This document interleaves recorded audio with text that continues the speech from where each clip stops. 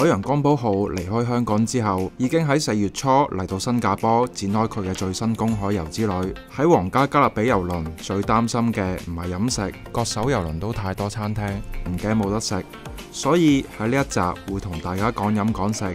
上過郵輪嘅都知，郵輪係包3餐嘅。講到喺海洋光譜號食早餐，視乎你嘅胃口大細啦。比較健康嘅選擇一定係 Cafe at 270。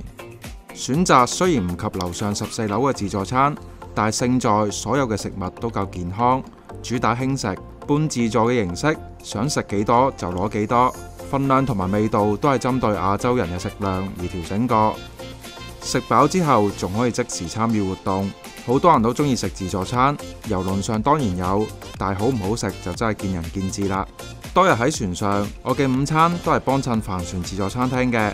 帆船餐廳嘅自助餐無疑係豐富嘅，獨立嘅自助餐吧都供應唔同嘅食物，選擇多，部分嘅食物味道都各有參差，感覺上冷盤同埋甜品嘅水準比較高，只係冇諗過招牌嘅漢堡包就一般般啦。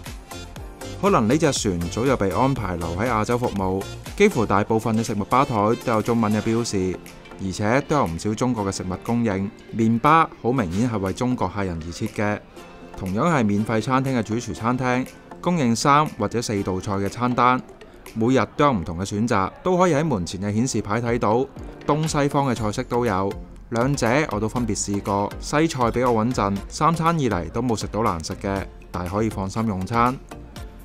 公海遊嘅行程多數都係3、4晚，每餐都食免費餐廳，難免會悶。建議你可以揀一間付費嘅餐廳試試，呢間 Jimmy's Italian 同埋大董都好吸引，但最終我都揀咗 Chops Skilly 美式扒房。冇嘢嘅，因為你皇家加勒比郵輪嚟自美國，美式扒房照計亦都有保證。老實講係抵食嘅。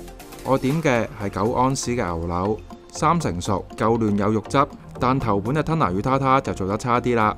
感覺上做得比較求其，味道亦都好一般。反而龍蝦湯同埋蘋果批，兩者都煮得好有食材本身嘅味道。上船前最好就先訂餐，35美金，咁樣嘅4道菜又點可能喺地面嘅餐廳食得到啊？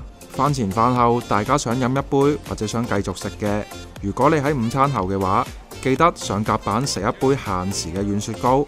夜晚嘅話可以去考慮幫襯機器人酒吧，睇落都幾得意㗎。調出嚟嘅雞尾酒好唔好飲呢？就唔知啦。